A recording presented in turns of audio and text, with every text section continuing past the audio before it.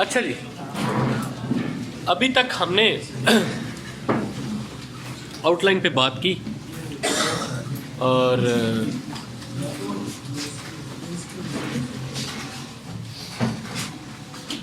जल्दी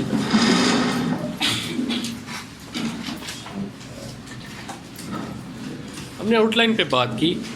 अब हम आते हैं इंट्रोडक्शन की तरफ। अब देखिए, इससे related it is the most important thing in English acting. चाहे टॉपिक आपका जो भी हो, चाहे फिलोसॉफिकल हो, चाहे लिटरेरी हो, चाहे प्रॉब्लम बेस्ड हो, whatever it is the most important aspect of essay. अगर मैं आपसे कहूँ कि आप इधर फैसल टाउन में देख के बताएं सबसे अच्छा घर कौन सा, तो आप घर की इंटरेस्ट देखेंगे, बाहर से देखेंगे घर को, and you will be making an opinion on the basis of interest. You will not be knowing anything about the interior, कि अंदर क्या है, कैसा बना हुआ है, कितने कीमती चीज़ें हैं अंदर। Just on the basis of interest आप एक ओपिनियन डेवलप करेंगे कि घर कैसा। एग्जामिनर भी इसी तरह काम आती है। ठीक, your introduction of essay is not only an introduction of your essay, it is also your own introduction. It is the first thing that introduces you with the examiner.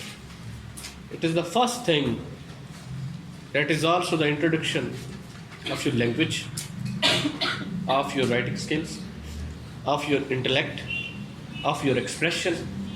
The way you write, the way you understand things, the way you clear about this topic, your clarity of mind, and the way you are relevant about this topic. Your examiner will not be judging you whether you are coming from DHA or you are coming from Oxford University.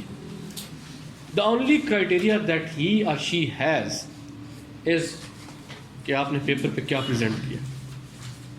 And the first thing that you present on paper, that is introduction. And this is the reason that it becomes very, very important. Because it introduces you as a candidate, your intellect, your level with the exam. And for your whole effort of last 1 year or 2 years and wandering into different academies, etc., it concentrates into one thing, and that is introduction. वहाँ पे सारी effort आके रुक जाती है.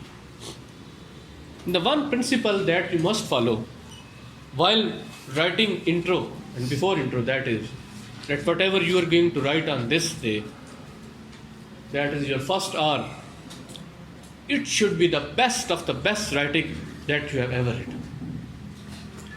These first sentences, these 100, 150, 200 words that you will write as introduction of your essay, the principle should be, or objective should be, that it will be the best of the best writing that you have written in last 25 years. ठीक? So everything, all energies, all dedication, all motivation, etc., हर चीज़ आपकी इकट्ठी होके इधर आ जानी चाहिए. Then you will be able to write. Pressure नहीं लेना इसका, but all those positive things, positive energies, वो इकट्ठी होके इधर तक आ जाए. ठीक? इसके बाद अब एक तो ये आपको इंट्रोड्यूस करते हैं, दूसरा आप इंट्रो में अपने टॉपिक को इंट्रोड्यूस करवाते हैं. ठीक, and when you introduce your self, अब आप इसके अंडरस्टैंड क्या कर पाए हैं, और फिर on the basis of your understanding you develop certain sections in your rough work and you develop certain arguments in these different sections. 3 sections आपने बनाए थे रफ में. आपने नीट आउटलाइन नहीं बनाई. मैं एज अ कैंडिडेट मैं करता था, आप करें ना करें वो आपकी मर्जी. मैं रफ में पहले आउटलाइन के आइडियाज़ कुछ लिख लेता था, मोस्ट इंपॉर्टेंट. उनकी बेसिस के ऊपर मैं अपने इंट्रो का जो पहला पार्ट था होता था, जब 20-25 लाइन होती थी, मैं वो लिखता था रफ. मैं उनको अच्छी तरह देखता था, फिर मैं उनको नीट पे लेके आता था. मुझे पता था इधर ही मैं पास होना है मुझे. ठीक, फर्स्ट इंप्रेशन अगर मेरा ठीक ना बना तो फिर आगे कुछ नहीं. तो आप रफ में आपने वो 3 सेक्शन ड्रा किए हुए हैं, उनमें आपने पहले सेक्शन में 7-8 आर्गूमेंट्स के बुलेट्स दिए हुए हैं, दूसरे में भी दिए हुए हैं 3-4 सजेशन दिए हैं। ओवरऑल आपको स्ट्रक्चर आपके माइंड में है। If you don't have structure in your mind, आप कभी भी अच्छा इंट्रोडक्शन नहीं दे सकते। If you don't have the main arguments, main points of your outline in your mind और इन योर रफ वर्क में होने चाहिए, तब आप एक अच्छा इंट्रोडक्शन जो अपनी डेफिनेशन पे पूरा उतरता हो वो नहीं लिख सकते। ठीक, that will be a random writing, you will be writing free, जो आपके दिल में आपने लिख दिया, जैसे दिल की आपने टॉपिक को इंट्रोड्यूस करवा दिया, it will neither be relevant not clear. And what to talk about organisation, वो तो फिर उसमें होगी नहीं ना, क्योंकि आपके रैंडम थाट से आपने अगर आपने उसको सेक्शंस में डिवाइड किया उधर, और फिर आपने हर सेक्शन नीचे उसके रेलिवेंट पॉइंट्स चले बुलेट की फॉर्म में लिखे, and then you made a construct in your mind कि ये एक इसकी होलिस्टिक पिक्चर है, ये मेरे माइंड में है, and on the basis of that I will be writing this thing into just 150 words, and these 150 words must have certain characteristics. ये जो इंट्रोडक्शन है, it should appear as a self-sufficient entity.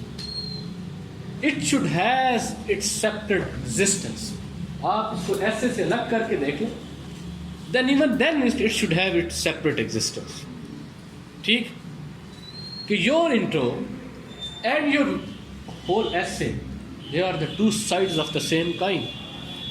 This is why intro is called essay miniature form. That it not only describes what you are going to say in your main body and overall essay in 2000 words, but basically in 150 or 200 words, you are giving your point of view on the topic. One, that is your thesis statement. You are summing the whole debate in just 150 words in a very clear, effective and relevant way. ठीक, और अगर वो आप जितना अच्छा आप उम्मीद से करेंगे उतना आपके पास होने के चांसेस बेहतर हो। अब इसमें कौन सी चीज़ें होनी चाहिए? 4 चीज़ें। First, thesis statement.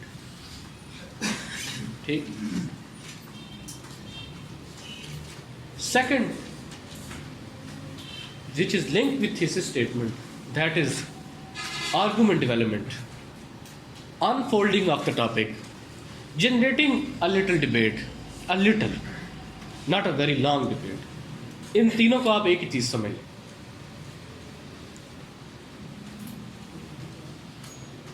Argument development or outfolding of the topic or generating a debate which should reflect, क्या उसका पर्पस क्या है, इसको प्रूव करना चाहिए कि दैट हाउ आप इस थीसिस स्टेटमेंट तक कैसे पहुंचे। It should reflect that you understand the topic. ये जो आर्गूमेंट डेवलपमेंट है, ये जो डिबेट जनरेशन है, ये जो अनफोल्डिंग ऑफ द टॉपिक है, it should reflect that you understand the topic. और प्रॉब्लम ऐसे में it should reflect the importance of the topic. ठीक, ये सारी चीज़ें। इसके बाद जो तीसरी चीज़ है, that is glimpses of the outline. आपका इंट्रो एसे मिनिएचर फॉर्म। अब आपने इसमें तकरीबन उन तमाम चीज़ों को टच करना है जो आप ऐसे में कहेंगे, इन अ नटशेल, जो आप ऐसे में कहेंगे। ठीक, तो 70 to 80% जो आउटलाइन है आपकी, उसकी रिफ्लेक्शन आपके इंट्रोडक्शन में नज़र आनी चाहिए। अगर सारे की रिफ्लेक्शन नहीं भी आती तो कोई ज़रूरी नहीं, जस्ट 70 to 80% की रिफ्लेक्शन आपके इंट्रोडक्शन में नज़र आनी चाहिए, जिससे ये लगे कि it is an essay in miniature form. अब ये जो पार्ट है, इसको आप एग्जेक्टिव समरी भी कहते हैं, कुछ लोग सिनॉप्सिस कहते हैं, पता नहीं क्या क्या नाम रखे हुए। ठीक है, तो मैं इसको कहता हूँ कि थर्ड चीज़ जो होनी चाहिए वो आपकी आउटलाइन की ग्लिम्पसेस नज़र आनी चाहिए उसमें, that what you will say in your main body, वो नज़र आए। Fourth, that you have to conclude it properly. The way you conclude your essay in one page you have to conclude your introduction in 1 or 2 sentences. And here again you have the chance कि आप अपने जो stance है उसको मुख्तलिफ words में repeat कर दें एंड यू इंडोर्स इट, और इस तरह आप इंट्रो कंप्लीट कर देते हैं. अब एक फार्मूला, आउटलाइन, इंट्रो और मेन बॉडी पैराग्राफ, ये आपने ज़हन में रखना है.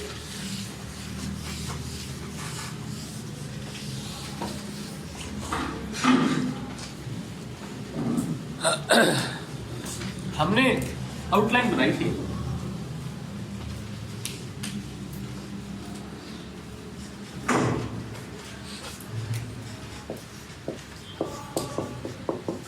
ये आउटलाइन, ये इंट्रोडक्शन है. अब इसको आप लिख लें और ये आपकी सारे ऐसे को अगर लॉजिकल बना दे और आपको समझना आसान है. और ये आपका मेन बॉडी पैराग्राफ.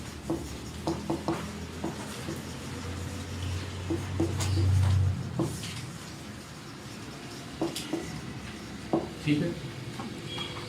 हमने कहा कि हम सेल्फ एक्सप्लेनेटरी सेंटेंस लिखेंगे.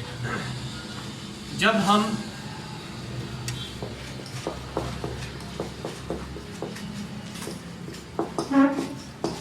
सेल्फ एक्सप्लेनेटरी सेंटेंस लिखेंगे तो हमने देखा कि वो तकरीबन 10 वर्ड में लिखा गया.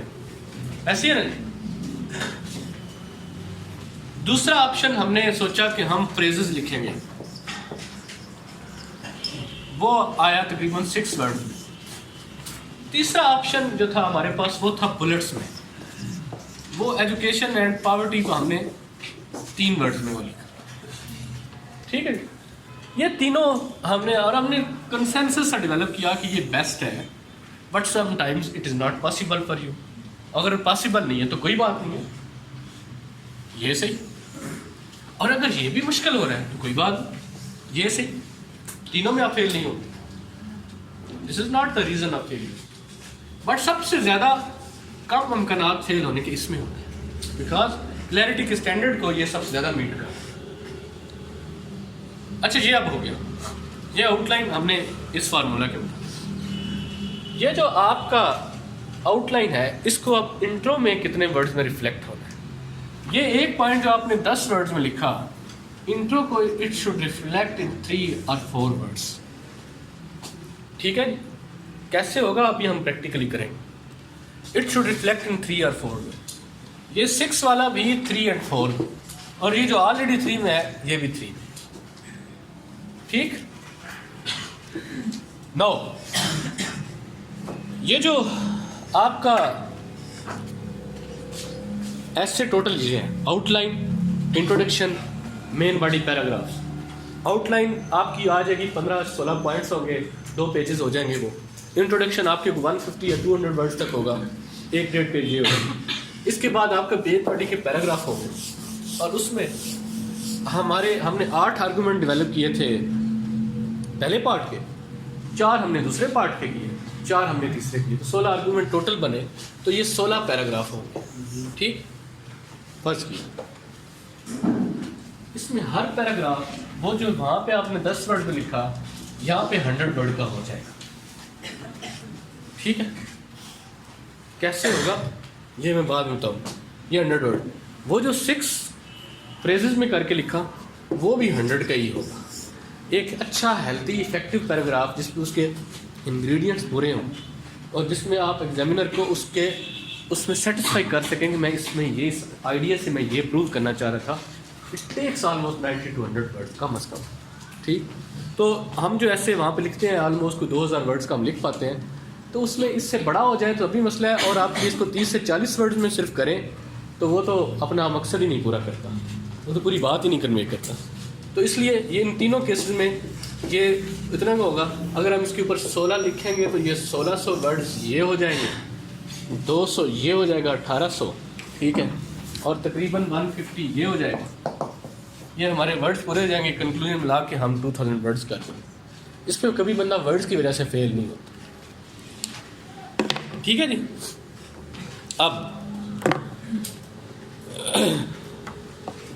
अब इंट्रो डेवलप करना है, उसमें आउटलाइन की रिफ्लेक्शन भी नज़र आनी चाहिए, उसमें थीसिस स्टेटमेंट भी होनी चाहिए, उसमें आर्गुमेंट डेवलप भी होना चाहिए, टॉपिक अनफोल्ड भी होना चाहिए और उसको प्रॉपरली कंक्लूड भी होना चाहिए। ठीक, तो अब ये सारी चीज़ें उसमें लेके आना जो 3 प्रिंसिपल क्राइटेरिया पूरे करे, क्योंकि 90% आपके पास या फेल आप यहाँ पे हो। और वैसे अजीब बात यह है कि सबसे कम इम्पोर्टेंस स्टूडेंट ऐसे में इस चीज़ को देखते हैं, सबसे कम, इसकी सबसे ज़्यादा होनी चाहिए। और यहाँ पे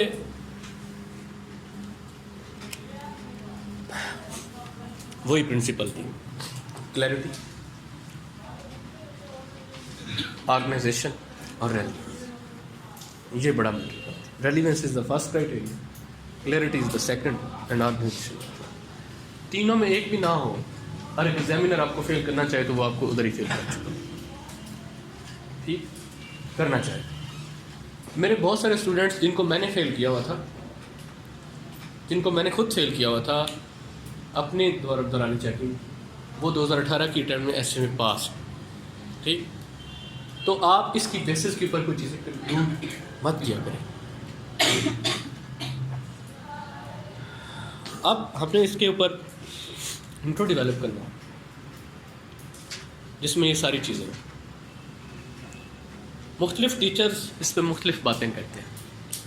हम, क्योंकि ये सबसे इम्पॉर्टेंट चीज़ है, हम एज अ क्लास इस पे एक कंसेंसस डेवलप करेंगे या मेजॉरिटी क्या कहती है कि कौन सी चीज़ बेहतर है, ठीक। सर ये जो इंट्रोडक्शन का है 200 वर्ड्स की होनी चाहिए इंट्रोडक्शन, या 100 से ज़्यादा आपकी होनी चाहिए। उसमें 4 इंग्रेडिएंट्स उसके हैं, तो वो सर एक पेज से ज़्यादा हो जाता है। मेरे साथ ये मसला है, वो एक पेज से ना एक्सीड कर जाता है। हाँ। तो पैराग्राफ तो सर पेज के ऊपर टूटता हुआ जो है वो नज़र आना चाहिए, ये एक इशू है। हाँ, ठीक, ये इशू मुझे भी है। अब इस इशू कुछ टीचर्स कहते हैं कि इंट्रो शुड बी 1 पैराग्राफ, ठीक। एफपीएससी ने ऐसी कोई किताब पब्लिश नहीं की जिसमें लिखा हो कि it should be 1 paragraph. Intro की एक डेफिनेशन है, it should be essay in miniature form, it should incorporate what you want to say in your essay, and it should incorporate your opinion. It does not say anything about that it should contain 1 paragraph. मैंने 2 paragraph में लिख के पास किया, 3 में लिख के किया, 1 में मैंने कभी लिखे नहीं, ठीक। तो आपके माइंड में अगर ये कन्फ्यूजन है ना पास और फेल होने के वाले से, आपका इंट्रो उस डेफिनेशन पे पूरा उतरना चाहिए, ना कि आप ये कहें कि इसको मैंने लाजमी 1 ही पैराग्राफ में लिखना। आप 2 में भी करें तो it should be in that definition. But क्योंकि ये कोई ऐसे 10,000 वर्ड का नहीं है, ये 2,000 वर्ड का है, तो इसको मेरा ख्याल है मैक्सिमम 2 पैराग्राफ में आप किए जा सकते हैं। उसमें पहले पैराग्राफ में क्या होगा, दूसरे में क्या होगा, वो मैं आपको बताऊंगा। और अगर आप इसको 1 पैराग्राफ में करते हैं तो प्रॉब्लम ये आता है कि जब आप उसको 1 पैराग्राफ में करते हैं, वो जो आप ऐसे राइटिंग पढ़ते हैं बड़े बड़े राइटर्स के ऐसे, वो टाइप फॉर्म में होते हैं। टाइप फॉर्म में आप उसको 1 पेज का लिखें तो आपके 300 वर्ड्स कम से कम बनते हैं, ठीक। जब आप उसको 1 पैराग्राफ में पेपर पे लेके आते हैं तो वो ज़ाहिर है पहले पेज पे तो पैराग्राफ आते ही चंद लाइनों में ख़त्म हो जाता है, तो कैसे फिर आप जस्टिफाई कर पाए। इसलिए आप उसको पैराग्राफ में कर भी सकते हैं और एक फिर आपको या 1.5 सफ़े का एक बड़ा पैराग्राफ, ठीक। तो ये हाथ से, अब जैसे आप, ठीक है, आप खुला खुला लिखते होंगे तो आपका वही पैराग्राफ 2 मिनट। मेरे कुछ स्टूडेंट ऐसे लिखते हैं कि आपको दूरबीन लेना पड़ती है वो देखने के लिए कि इसने क्या लिखा, इतने छोटे छोटे लफ्ज़, तो वो 1 वर्ड पे भी 300 वर्ड कुछ के आते हैं, इतना बारीक लिखते हैं। तो एवरेज जो स्टूडेंट लिखता है वो ऑलमोस्ट 100 या 120 वर्ड्स आते हैं, ठीक। तो आपने ये चीज़ इस हवाले से देखी। अब ये introduction, future of Pakistan lies in education of its message, it should be relevant, clear and effective.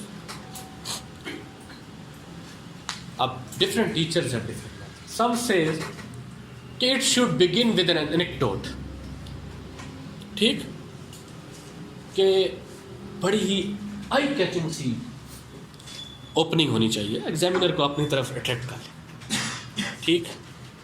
Anecdote से स्टार्ट करें, कुछ कहते हैं कि स्टार्ट करने से पहले टेक ऑफ लाइन यूज़ करें।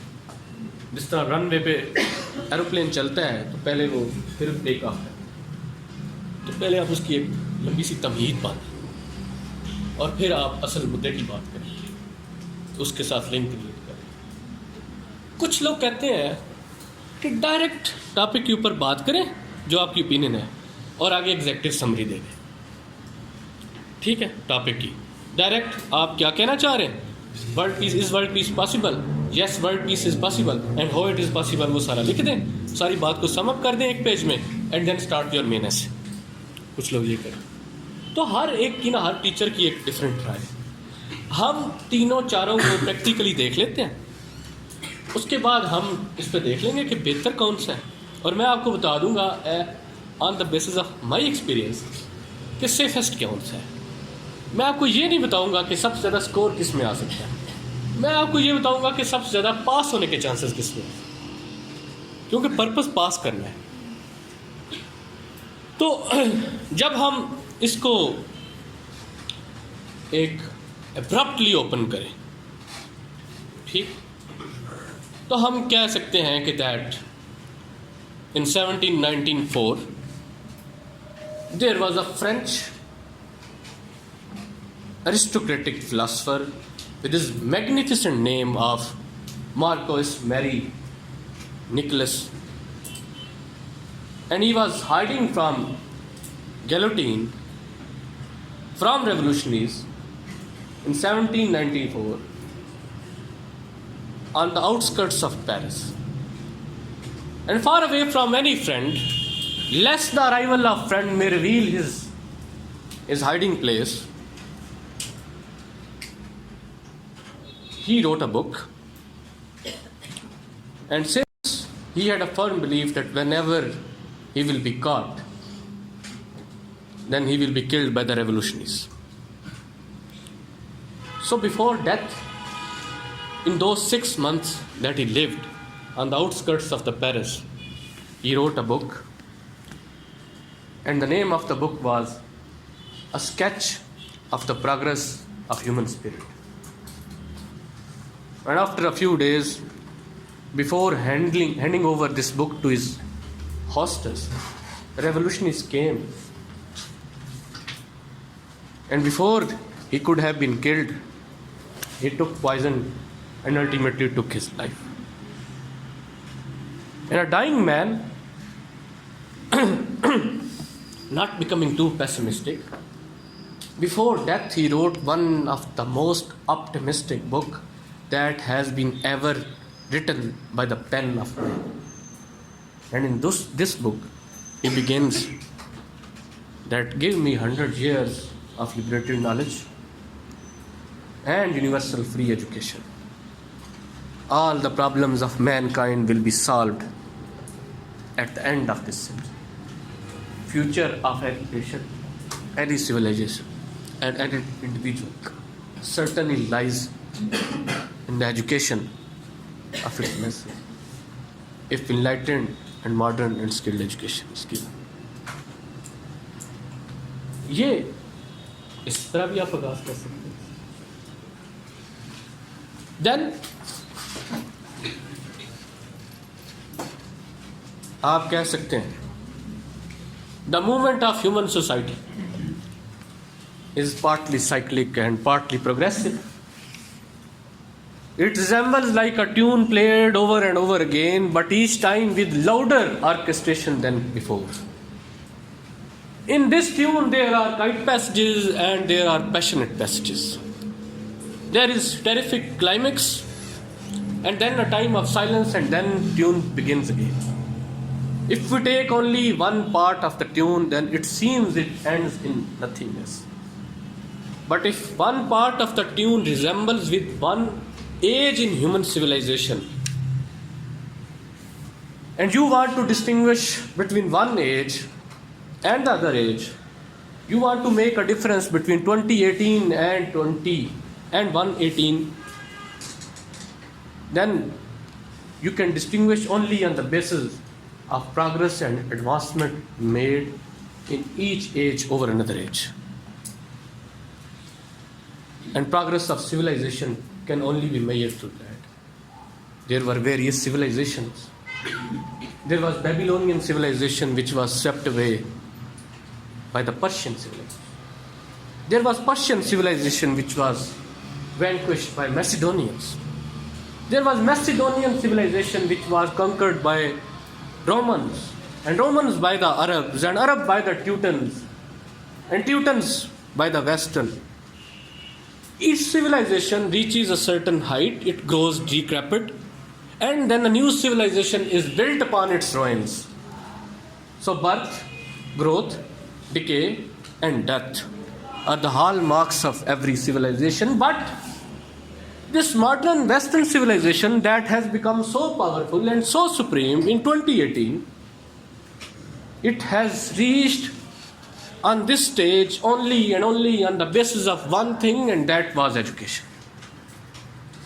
So in this story of civilization, one civilization can be differentiated from another civilization, and one civilization has built itself and created itself, that was only and only education.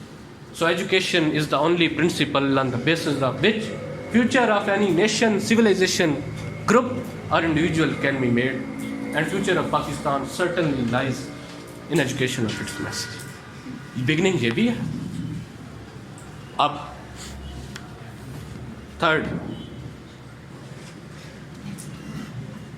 importance of education is very great and very generally recognized. It can make a man a very enlightened human being or a barbaric savage. From Athenian civilization, Roman, Muslim and modern Western civilization, there is not even a single civilization which progressed without education. Education has always remained central to the life and death, success and failure of any nation, individual and civilization. Pakistan is also not an exception. By taking a leaf out of the life of all these civilizations, Pakistan can certainly build its future through education. But the state and society will have to fight certain challenges within the educational system, full stop. Which was the best?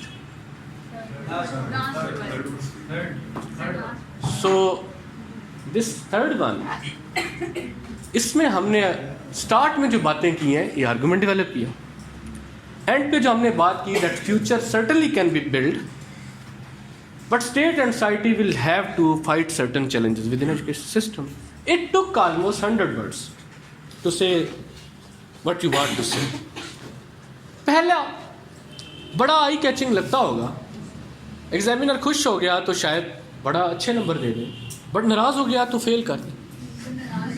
ठीक कि ये क्या, ये दरमियान में कहानी कहाँ से लेके आए. दूसरा, बात करनी है एजुकेशन की और उसके पीछे इतनी लंबी दास्तान, ऐसे 2000 वर्ड का है, दास्तान 700 वर्ड की. ठीक, दास्तान हो सकता है जो आपने सारा मंजर घड़ा एंड पे आके जिस पे आप कंक्लूड कर रहे हैं, तो आप यू हैव एस्टेब्लिश कि यस ये अल्टीमेट, बट फासला कुछ ज़्यादा तय हो गया. तो हमने एक बैलेंस मेंटेन करना होता है ऐसे में कि आप 200 वर्ड्स में वो बात मैक्सिमम या 150 वर्ड्स में सारी बात को कैसे कह सकते. ठीक, तो यहाँ तक जो आपने बात की, लास्ट जो बात थी वो थीसिस स्टेटमेंट. पहले जो आपने बात की 7, 8, 9 लाइनें जो लिखी वो आर्गूमेंट डेवलपमेंट था. उस आर्गूमेंट डेवलपमेंट ने प्रॉब्लम की जो एजुकेशन की इंपॉर्टेंस वाजह कर दी कि दुनिया में आज तक ऐसा हुआ ही नहीं कि किसी कौम ने एजुकेशन के बगैर तरक्की कर. पाकिस्तान कैसे करेंगे? तो we endorse that yes future of Pakistan lies in education of its message. लेकिन चूंकि हमने आउटलाइन के स्ट्रक्चर में लिखा हुआ था कि भाई जिस आप ये तो बात इत्तेफाक करते हैं कि एजुकेशन ये कर सकती है, लेकिन जिस मुल्क में आप करना चाह रहे हैं वहाँ पे ये नहीं कर सकती क्योंकि इसका अपना हाल बहुत बुरा है. ठीक, तो आपने लिखे होते challenges within education system that become hurdles in the way of future. तो हमने वो इस स्टेटमेंट में साथ ये भी मेंशन कर दिया, if state and society are determined. इससे हमने सजेशन को मेंशन कर दिया कि हम इसके बारे में बात are determined to fight certain challenges within education system, full stop.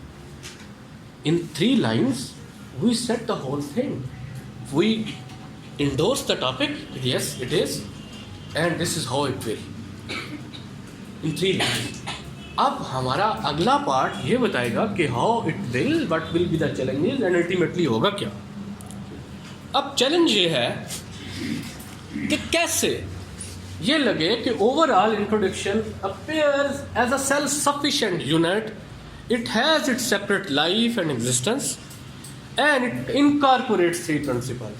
When you start, it is relevant and clear, and when you end, it seems that you followed a very logical discourse. Each section that you mentioned in your outline was connected also in your introduction. Her section एक दूसरे से connect हो रहा था. ऐसा नहीं हुआ कि एक बात अचानक से आ गई, ऐसा नहीं होगा कि झोल आ गई उसमें, ऐसा नहीं हुआ कि टूट गया.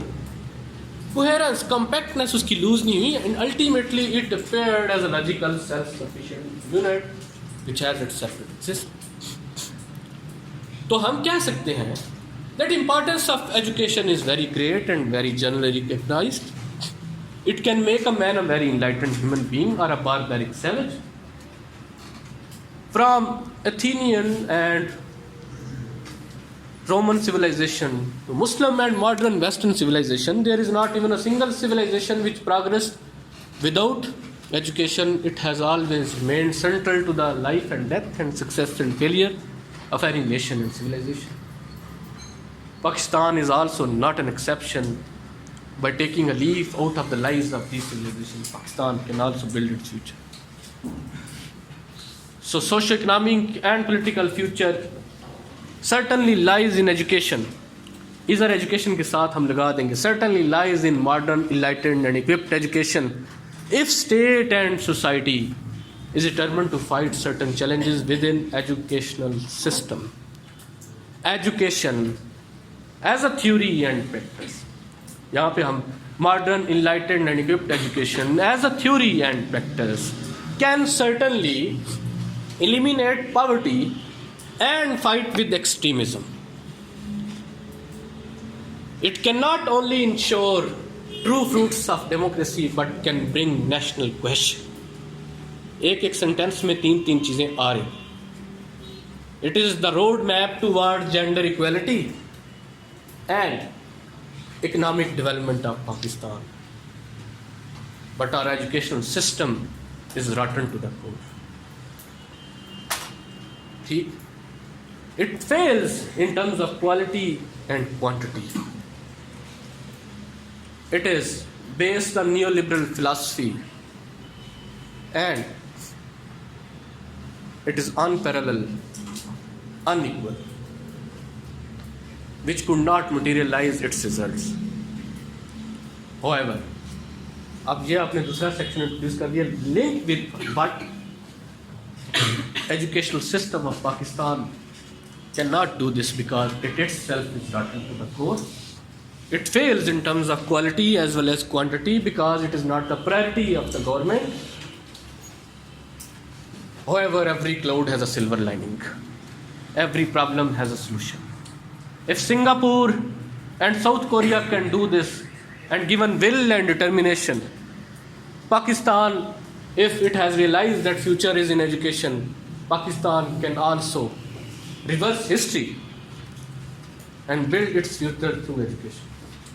And if Pakistan, after realizing, did not do it, things will fall apart and center would not be able to keep hold. Full stop. This is introduction. आ गई, पहले वाले में आ गई. यहाँ पे मैंने सिर्फ पहली बात को इंडोर्स करके कंक्लूड कर दिया. It is just 150-200 word. जब आप ज़ाहिर है तुम बोल रहे हो, जब आप लिखेंगे तो आप इसको रिफाइन करके लिखेंगे. इस तरह का अगर इंट्रोडक्शन हो किसी स्टेटमेंट की जरूरत नहीं है.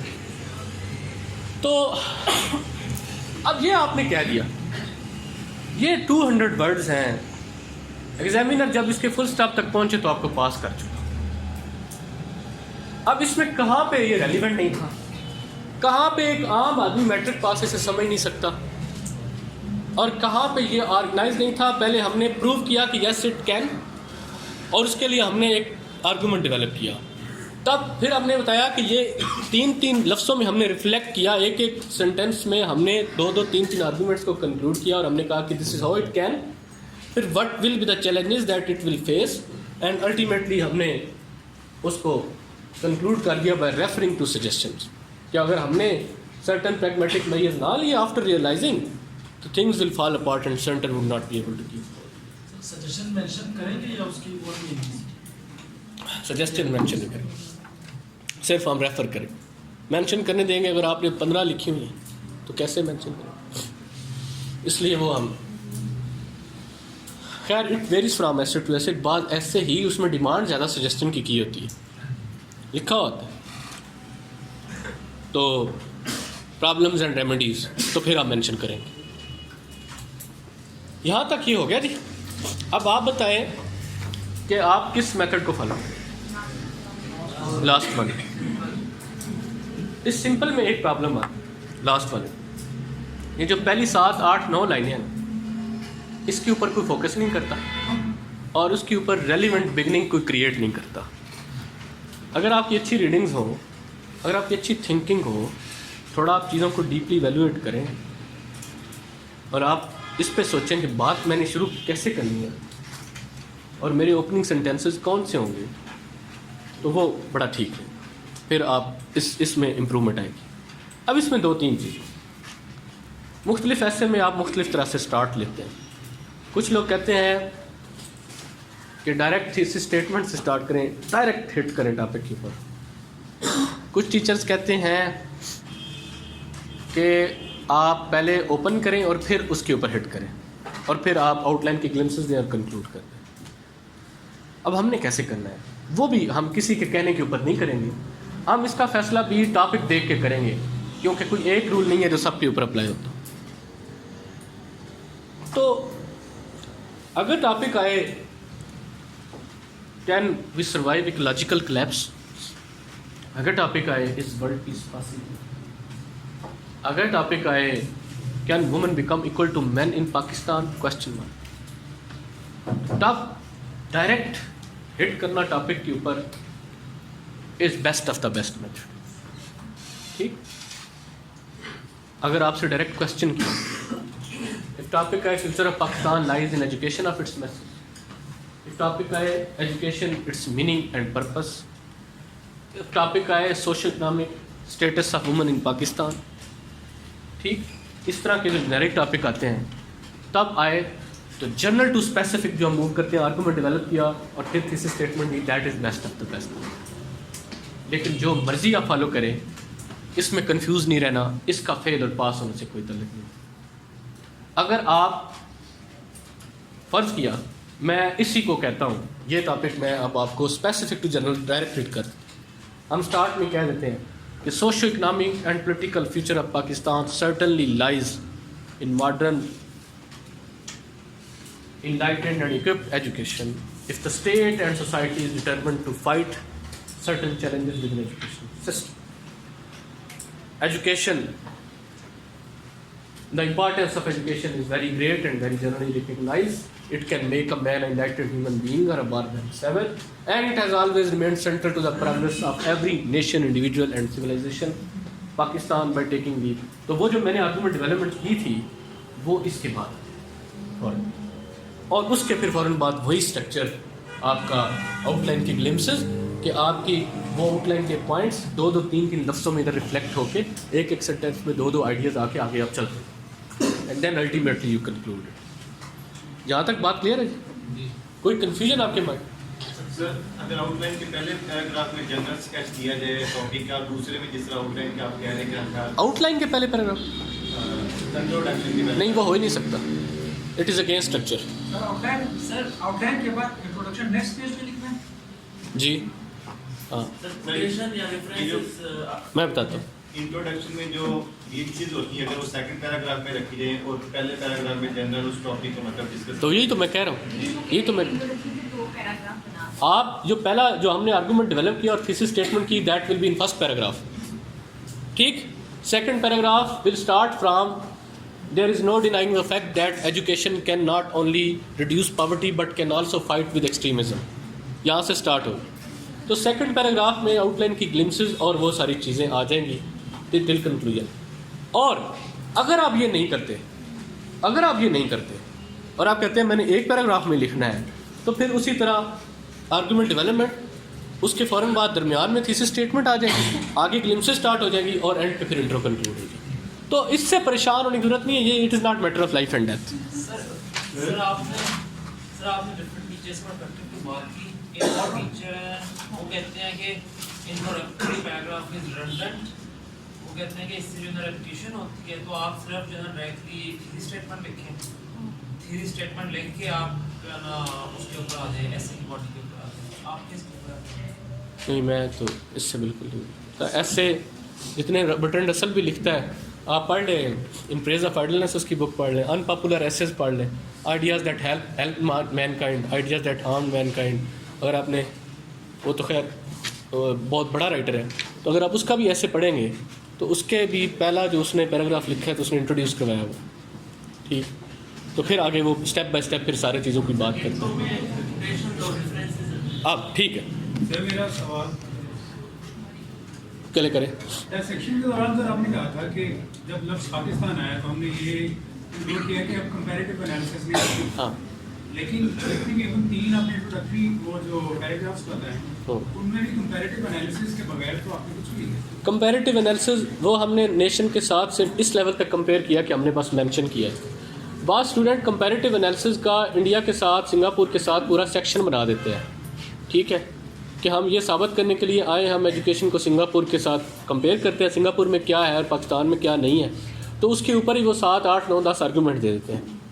यहाँ पे हम कंपेयर कर रहे हैं सिर्फ एज आ एग्जाम्पल, ठीक है, कि बाद में हम सिंगापुर की भी एग्जाम्पल देंगे, फिनलैंड की भी देंगे, अमेरिका भी देंगे, जापान, जर्मनी की भी देंगे, ठीक है, और हम उसको कंपेयर करेंगे ओनली इन टर्म्स ऑफ के सिंगापुर ने ये किया, हम भी ये कर सकते हैं, but we will not introduce as a main section कि हम दूसरी कौमों के साथ उसको बाकायदा आर्गूमेंट बना के कंपेयर करें। फिर उसका हाइपोथेटिकल पार्ट वो ज़्यादा हो जाएगा कंपैरेटिव एनालिसिस। हम फर्ज करेंगे कि अगर हम ऐसा करें तो हम ऐसा कर लेंगे, हम आर्गुमेंटेशन बहुत कम रहते हैं। आप आर्गूमेंट्स की तरफ हम अभी आए ही नहीं है ना। जब हम पैराग्राफ में हमने आर्गूमेंट दिया पॉवर्टी का, तो उसमें हम जब उसका पैराग्राफ, अभी हम पैराग्राफ की तरफ जा रहे हैं। चलें, मैं उनका क्वेश्चन दे के पैराग्राफ डेवलप करता हूँ, फिर उसमें मैं आपको बताता हूँ कि आप किस लेवल तक इस ऐसे पे या बाकी ऐसे में भी आप किसी एग्जाम्पल को ला सकते हैं, या आप किस लेवल तक कंपेयर कर सकते हैं, ठीक, और वो कितनी की एग्जाम्पल्स होनी चाहिए। कुछ स्टूडेंट्स का ऐसे होता ही सारा एग्जाम्पल बेस्ड है, सारी एग्जाम्पल्स होती हैं, तो वो मैं डिस्करेज करने के लिए। एक सेकंड, आपने कहा कोटेशन एंड रेफरेंसेस। कोटेशन देखें, उसके 2 पर्पज़ हैं, या इसका मैं समझता हूँ एक ही पर्पज़ है। आपने अपने टॉपिक को प्रूव करना है, आपकी कोटेशन मस्ट बी 200% रेलिवेंट, ठीक। नेल्सन मंडेला बेचारा मरने से पहले एजुकेशन के बारे में एक बात कह बैठा, education is the weapon that can change the world. अब जो भी मैं एजुकेशन का ऐसे देखता हूँ, चाहे जो मर्जी टॉपिक ले लूँ, वो स्टार्ट के ऊपर लिखा होता है education is a weapon that can change the destiny of the world, नीचे उसका नाम लिखा होता है, जो मर्जी टॉपिक हो, ठीक। और एजुकेशन, ये जो कोटेशन है, इसका पर्पज़ ये होता है कि आप कोई बात कह रहे हैं, आप कोई आर्गूमेंट दे रहे हैं, और आप उस आर्गूमेंट को प्रूव करना चाह रहे हैं, ठीक। आप उस आर्गूमेंट के ऊपर स्टैंप लगाना चाह रहे हैं, इंडोर्स करना चाह रहे हैं, और आप कहते हैं जो बात मैंने की है, विल ड्यूरांट ने फॉलन लीव्स में उसने कैसे लिखा हुआ है ऑन एजुकेशन, उसने भी ये की, ठीक। आपके आर्गूमेंट को जो चीज़ सब्सटेंशिएट करती है, जो चीज़ प्रूव करती है, जो चीज़ इंडोर्स करती है, उसको एज अ कोट यूज़ करते हैं, और पूरे ऐसे में 4-5 हो जाएं तो काफ़ी है, ना भी हो तो आपका पास और फेल होने से कोई तल्लुक नहीं। इंट्रो में अगर आपकी ये कोटेशन 200% रेलिवेंट है, it can come in the beginning, ठीक है, कि हुआ इत्तफाकन ऐसे कि जो बात मैं करना चाहता था वही बर्ट्रैंड रसल ने कर दी, ठीक। और जो मैं थीसिस स्टेटमेंट देना चाहता था, इवन वो बर्ट्रैंड रसल की किसी कोर्ट में पड़ी है, तो आप उससे स्टार्ट कर सकते हैं। अगर ऐसा इंसिडेंट हो जाए तो well and good, but quotation for the sake of quotation ये कभी नहीं करना कि बस इसका स्टार्ट कोटेशन से करना चाहिए, नहीं, इट शुड बी 100% यूनिक। और इंट्रो में एग्जाम्पल या इंट्रो में रेफरेंस एक आध एग्जाम्पल या एक आध रेफरेंस से ज़्यादा ना हो, it should not appear as a report. ठीक, कुछ स्टूडेंट्स ये गलती करते हैं कि उसमें ठीक है उन्होंने किताबें पढ़ी होती हैं या और बहुत सारी, वो उसमें बहुत ज़्यादा रेफ़र कर दें, इसने ये कहा, इसने ये कहा, इसने ये कहा। आप लिटरेचर रिव्यू तो नहीं ना कर रहे, ठीक, आपने अपनी बात इसमें करनी है। और अपनी बात को सपोर्ट करने के लिए अगर किसी का आप यूज़ करते हैं तो आप इस एक राइटर का बड़े का बस यूज़ कर लें, काफ़ी है। जो आपने फर्दर 4-5 और रेफरेंसेस देने हैं वो आपके पास मेन बॉडी के पैराग्राफ्स होंगे, उसमें आप दे सकते, ठीक। हाँ दे सकते हैं, दे सकते। अभी हम पैराग्राफ की बात करेंगे। सर इंट्रोडक्टरी पैराग्राफ सर हम क्या थीसिस स्टेटमेंट कर सकते हैं सर, ग्लिम्पसेस देना मस्ट है। ग्लिम्पसेस तो आपने देनी है, it falls with in the definition of introduction. मैंने 4 चीज़ें बताई ना, देखें आपको वो 4 चीज़ें उसमें आनी चाहिए। अब आप पहले जो भी पढ़ते रहें, जो भी हैं आपके माइंड में, जो भी हैं, मैं आपको उन सारों का सिंथेसिस बता रहा हूँ। वो 4 चीज़ें उसमें होनी चाहिए। आपकी अपनी opinion which is your thesis statement, argument development, glimpses of the outline, अगर सारी नहीं दे सकती तो कुछ 70% मेजॉरिटी जो है, और फिर उसका प्रॉपर कंक्लूजन, ठीक। और प्रॉपर कंक्लूजन में आप अपनी उस स्टेटमेंट को इधर इंडोर्स करें, ठीक। और ये किसी टीचर का मेथड नहीं है कि ख़ास किसी ने क्रिएट किया, it is your own synthesis, जैसे अभी आपने डेवलप किया, ठीक। इंट्रो की डेफिनेशन देखनी है, गूगल कर लें, तो फिर देख लीजिएगा कि उस पर क्या क्या चाहिए, तो यही चीज़ें निकलेंगी, ठीक है, गूगल कर लें। अब आते हैं पैराग्राफ की तरफ। अब हम इंट्रो से शिफ्ट कर रहे हैं मेन बॉडी की तरफ, तो क्या अब्रप्टली शिफ्ट कर दें, क्या कोई लिंक क्रिएट करें? कोहेरेंस एक पार्ट होता है राइटिंग का, तो क्या जो इंट्रो से आप मेन बॉडी में शिफ्ट कर रहे हैं और मेन बॉडी में आप 2000 वर्ड लिखेंगे, इंट्रो एक सेल्फ सफिशिएंट ऑर्गेनिज्म था, तो यहाँ पे आपने जब शिफ्ट करना है तो it should be a proper shift. उसके 2-3 तरीके हैं, उनका फेल और पास होने से कोई तलक नहीं है, लेकिन स्टूडेंट ज़्यादा इनकी वजह से परेशान रहते हैं। वो 1, मुख्तलिफ राइटर जितने भी अंग्रेज़ी के हैं, बर्ट्रैंड रसल से लेके, बर्ट्रैंड रसल के अब एक्सप्रेशन के ऊपर PhD के थीसिस होते हैं। मतलब एक तो आप उसकी राइटिंग की क्वालिटी देखें ना, कि आप पढ़ें सारा बर्ट्रैंड रसल, शायद ही आपको डिक्शनरी निकाल के कोई लफ्ज़ का मीनिंग देखना पड़े, शायद, ठीक। ये सबसे बड़ी क्वालिटी होती है राइटिंग की। तो अब जब आप शिफ्ट करेंगे, आपने ये जो इंट्रो लिखा और इसको आपने कंक्लूड कर दिया, things will fall apart and centre will not be able to keep hold, full stop. आप इसके बाद 3-4 लाइनें लिख सकते हैं कि इन दिस एसे, ठीक है, it will be discussed that how education can build future of Pakistan along with all those impediments within educational system that have become hurdle in the way of future and a possible way forward। आप ये भी कर सकते हैं, या आप कुछ writers इसमें इसके बाद एक ट्रांजिशन पैराग्राफ इंट्रोड्यूस करते हैं 7-8 लाइनों का, जिसमें वो बता देते हैं कि इस एसे में ये चीज़ें डिस्कस की जाएंगी इस तरह।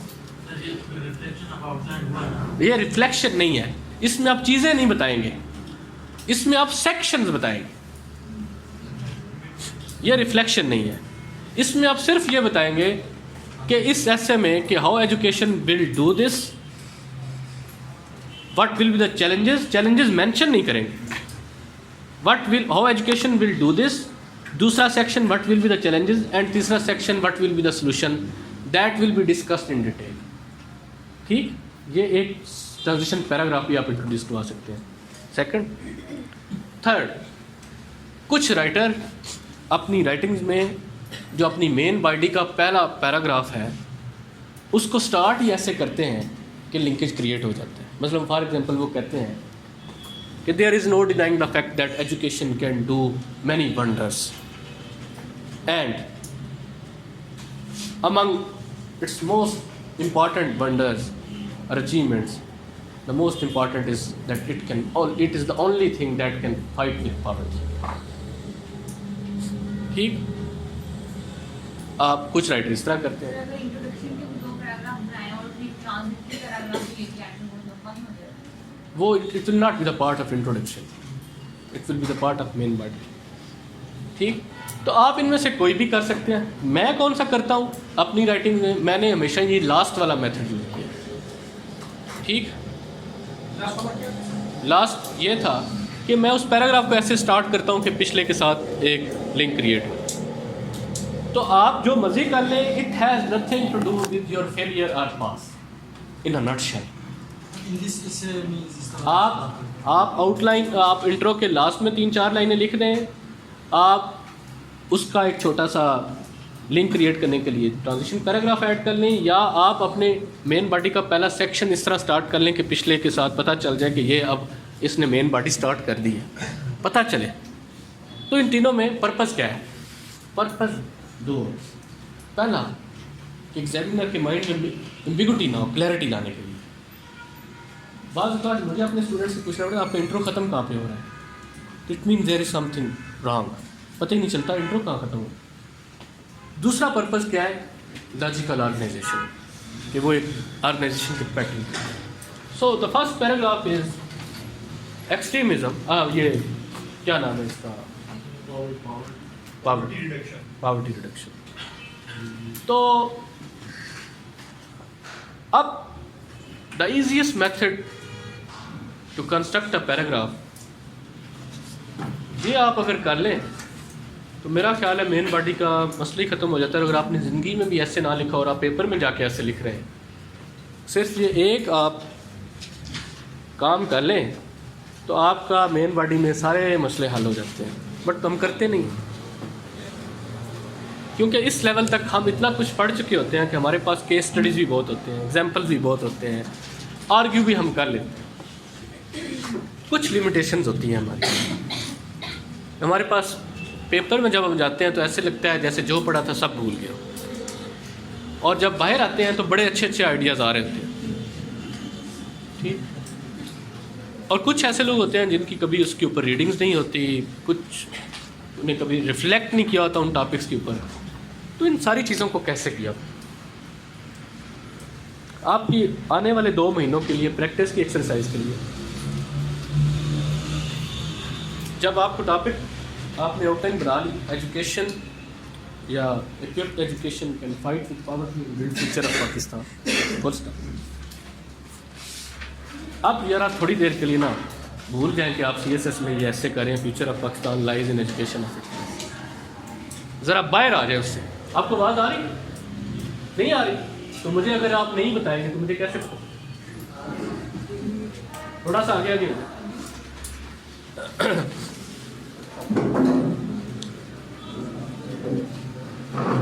आप थोड़ी देर के लिए भूल जाएंगे कि आप ऐसे लिख रहे थे, future of Pakistan lies in education of experience.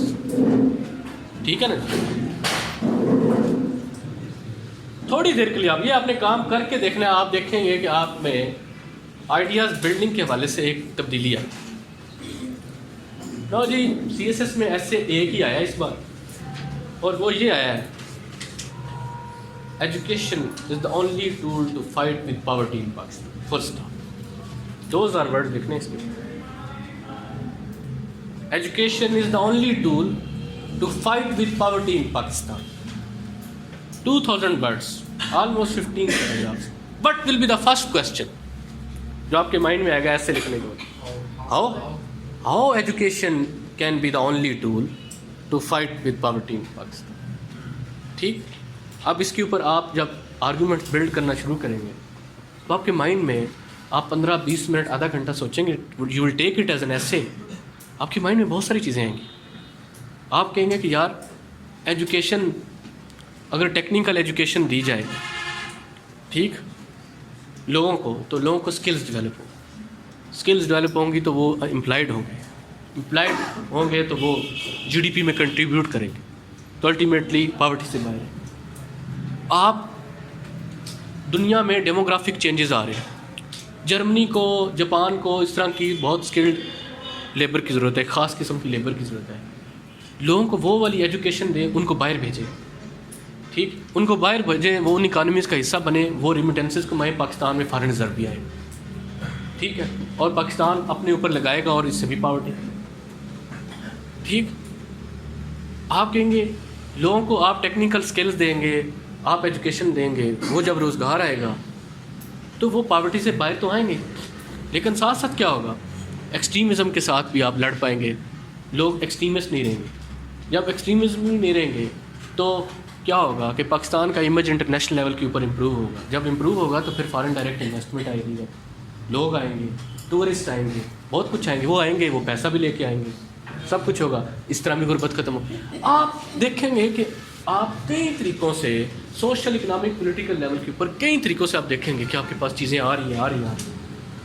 After 30 minutes you will see कि जब when you will take it as an essay, आप देखेंगे कि पहले तो मुझसे इसके ऊपर 100 वर्ड का एक पैराग्राफ में लिखा जा रहा था। अब जब मैंने इसको ऐसे समझ लिया तो मैं इसके ऊपर अब 1500 लिख सकता हूँ। अब वापस आ जाए, right 100 very effective, very clear and very beautiful paragraph, 1500 नहीं। अब जब आप वापस आएंगे तो वापस आके आप किस फार्मूला के तहत आप वो पैराग्राफ लिखेंगे, ये आप काइंडली लिख लें। और अगर आप हर पैराग्राफ इस प्रिंसिपल के ऊपर काम कर लें, पैराग्राफ लिखने के और भी तरीके हैं, मुख्तलिफ राइटर मुख्तलिफ तरह से लिखते हैं, लेकिन बीइंग अ CSS कैंडिडेट, मैं आपको इंटेलेक्चुअल ना मैं खुद हूँ ना आपको बना सकता हूँ। आपने पैराग्राफ ऐसा बिल्ड कर लें जिससे आपके फेलियर के चांसेस एग्जामिनर के पास मार्जिन कम हो कि यार इसमें हम क्या फेल करूँ, ठीक है ये पास होने वाला है। तो उसमें क्या क्या हमारा पर्पस था, हमने 100 वर्ड का एक पैराग्राफ लिखना है और इस तरह के हमने 16 लिखते हैं।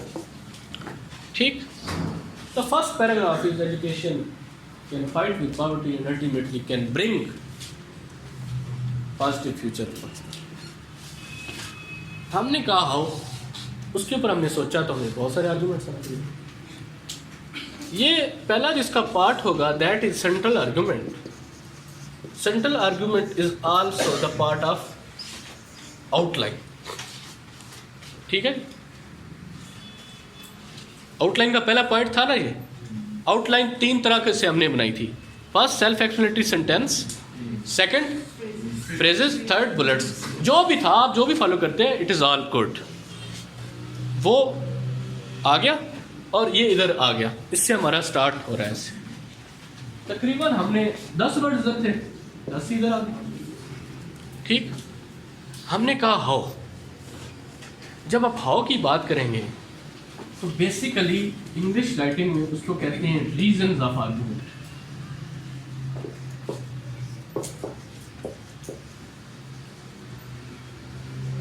रीजंस ऑफ आर्गुमेंट, क्यों आप ये जो आर्गुमेंट दे रहे हैं इसकी बेसिस क्या है, रीजंस क्या है। उसमें ये वाले चीज़ें आती हैं, हाउ, वाई या कॉज एंड इफेक्ट। जब आप कहेंगे कि देखें इक्विप्ड एजुकेशन या स्किल्ड एजुकेशन जब लोगों को दी जाती है, ठीक, तो लोग स्किल्स हासिल करते हैं, ट्रेनिंग्स हासिल करते हैं, वो लोग फिर फर्दर काम करते हैं, उनको एम्प्लॉयमेंट मिलती है, उससे पैसा आता है और इस तरह पॉवर्टी खत्म होती है। और एजुकेशन उनको ना दी जाए तो ऐसा मुमकिन ही नहीं है। जब ये सारी बात आपने ये रीज़न दी तो ये 10 से 30 वर्ड में हमने ये, ठीक, यहाँ तक ये 40 हो चुके हैं या मे भी 50। अब ये आपने एक पार्ट एड्रेस कर दिया। लॉजिकल थिंकिंग कहती है, देखें आपने कहा पॉवर्टी ख़त्म कर दी, हमने मान लिया। आपने कहा ये रीज़न है, इनकी बेसिस के ऊपर मैं ये कहता हूँ कि education is a tool which can eradicate poverty. Reason भी आपने दे दिया। मुझे ये बताएं, इसका आपके पास कोई एविडेंस है? It can do. जो आप कह रहे हैं इसकी कोई प्रैक्टिकल मैनिफेस्टेशन है आपके पास? जो आप कह रहे हैं इसके ऊपर आप कोई दुनिया से एग्जाम्पल ला सकते हैं, कोई एविडेंस? तो आप तीसरी चीज पैराग्राफ में इंट्रोड्यूस करवाएंगे, विच इज एविडेंस। ठीक, आप कहते हैं देखें 1965 में 66 में सिंगापुर एक मछेरों की बस्ती है, very poor, they were thrown away by the Malaysia. Malaysia ने उसको फेंक दिया कि ये बहुत गरीब है, इनको छोड़। ली कुआन यू उनका लीडर था, उसने कहा कि नहीं, there are 3 kind of nations which are always fighting with each other, Malis, Chinese and Indians.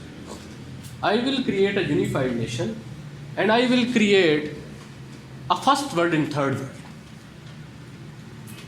In next 30 years, he made Singapore as hub of skilled labor, ठीक, an economic center of the world, ठीक, और ultimately Singapore now a tiny little state without any natural resources, without any main hinterland, and without a huge population.